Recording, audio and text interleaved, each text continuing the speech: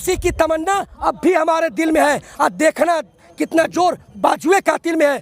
आगाज तुमने किया है, अंत भारतीय लोकतंत्र जो बैठा है वो करेगी। तुम्हारी जमीन है, धमक हमारी है। 26 जनवरी आज़ादी का दिन है, ये तय करेगी कि कथित जो सरकार है या आतताई है वो कहाँ है और हम कहाँ हैं। सच और असत्य की लड़ाई में कौन जीतता है 26 जनवरी तय करेगी। अच्छा, एक मिनट। अभी आपने जो बोला था एनआईए का सवाल उठाया था। एनआईए को कहाँ जांच करना चाहिए? ये किसानों को, पत्रकारों के ऊपर जो छोटे पत्र आप जैसे उनको करना चाहिए कि आज जो अर्नब गोस्वामी फंसा है, जो चीट चार्ट उनका लीक हुआ है, उस पर एनआईए को काम करना चाहिए। एनआईए का कहाँ काम करना चाहिए? वहाँ उसकी जांच करना चाहिए था। इसका मतलब ये जाहिर हो रहा है कि एनआईए भी बिका हुआ है, ये भी स्वतंत्र नहीं है, ये भी उनके दबाव में है। तो हर संस्था तो दबाव में ही है, किसके ऊपर विश्वास किया जाए बताइए आप। तो कुछ किसान आंदोलन पर असर पड़ेगा इन चीज़ों का? किसान आंदोलन को सिर्फ ये दबाने की कोशिश किया जा रहा है कि कुछ किसानों को दबा दिया जाए। हमारे जैसे को दबा कर देखो, दम है तो किसानों को दबाने की कोशिश कर रहे हैं। और एक किसान दबेंगे नहीं, क्योंकि सिर्फ किसान नहीं है, पूरे देश की जनता अब जाग उठी है। पूरे धर्म एक हो गए हैं, पूरे जाति एक हो गए हैं और पूरी देश की जनता यहाँ आ रही है। यहाँ न्याय बैठेगा, यहाँ संसद बैठेगा, यहाँ सब कुछ होगा। देखिए, आप पूरी जनता के तोड़ने की बात कर रहे हैं, कहीं असर नहीं है। फूल भी हुए हैं और खुशबू समंदर भी हुए हैं। फूल भी हुए हैं और खुशबू समंदर भी हुए हैं। और जब दुनिया ने सताया तो पत्थर भी हुए हैं।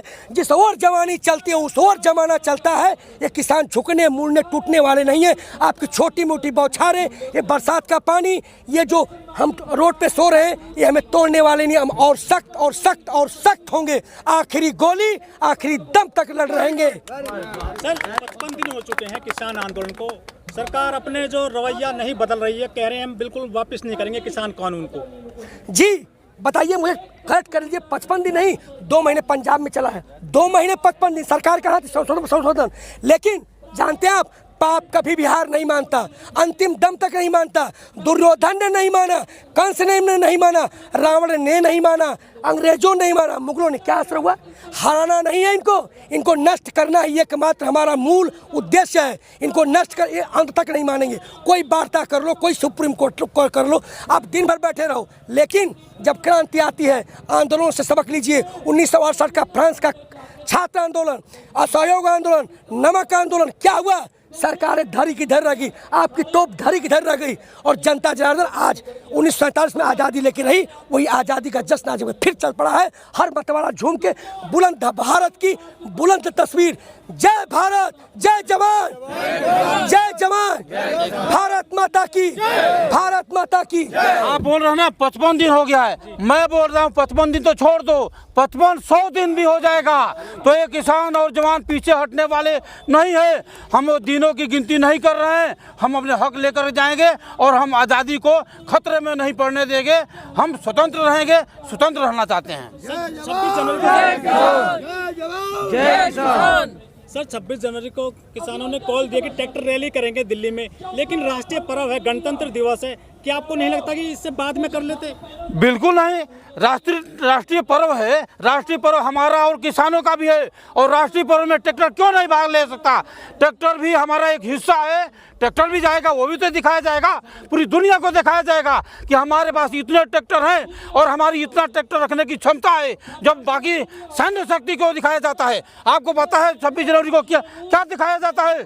देश का प्रदर्शन किया जाता है कि हमारे पास इतना सैन्य शक्ति है।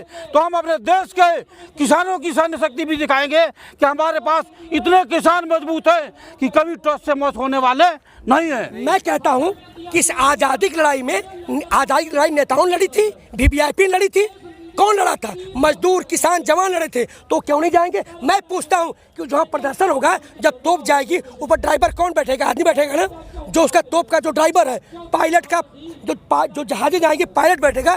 तो किसान का मुख्य यंत्र ट्रैक्टर है, तो जब किसान जाएगा ट्रैक्टर क्यों नहीं जाएगा? उसका साधन संसाधन है, जाना चाहिए।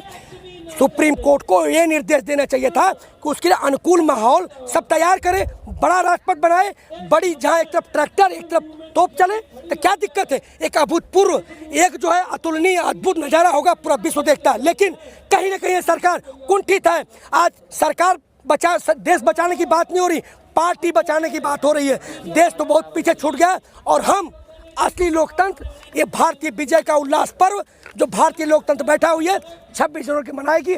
असली सही मायनों में यही वहाँ का सलामी हो, वही राजपथ की जो हमारा गणतंत्र मनाया जाएगा वही होगा और वही हमारे सही मायनों में पूर्वजों का सपना साकार होगा। हम अपने पूर्वजों का सपना साकार करेंगे। ये किसान जवान गणतंत्र परेड पर मार्च करेंगे, यही हमारी असली आज़ादी होगी। लेकिन सर सुप्रीम कोर्ट ने जो गेंद है पुलिस के पाले में डाल दिया, दिल्ली पुलिस के पाले में, क्या आपको परमिशन मिल पाएगी? मैं परमिशन की बात कौन, कैसी परमिशन, कौन सरकार, कैसा सरकार, हम कोई गलत कर रहे हैं?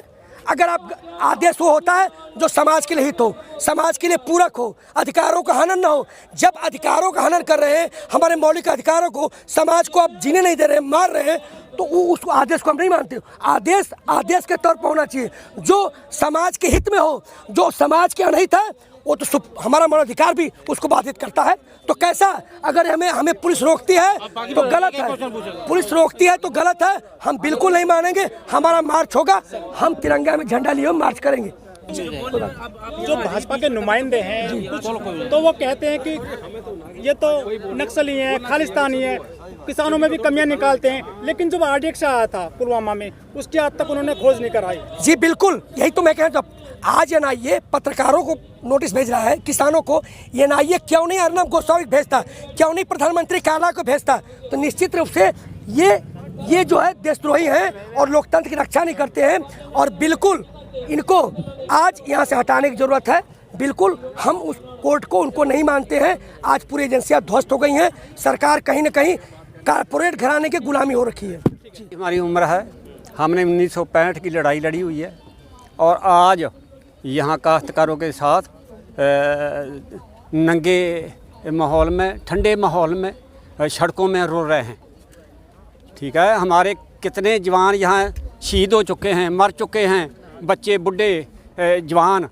अब ये हमारी निवेदन है और जल्दी से जल्दी ये तीनों कानून वापस कर ले और हम ही अपने बाल बच्चों के जाके घर में खेलें। जी अभी किसानों का आंदोलन लगातार चल रहा है और जवानों को भी साथ में आना पड़ा है, आपको क्यों लगा कि यहाँ पर आना चाहिए? किसान अपनी लड़ाई लड़ रहे हैं। अब देखो ना, हमारे बच्चे भी यहाँ हैं। हम पहले देश की लड़ाई लड़ते रहे, अब किसान हैं। अब किसान के हमारे बच्चे यहाँ हैं तो हम बुढ़े घर क्या करेंगे?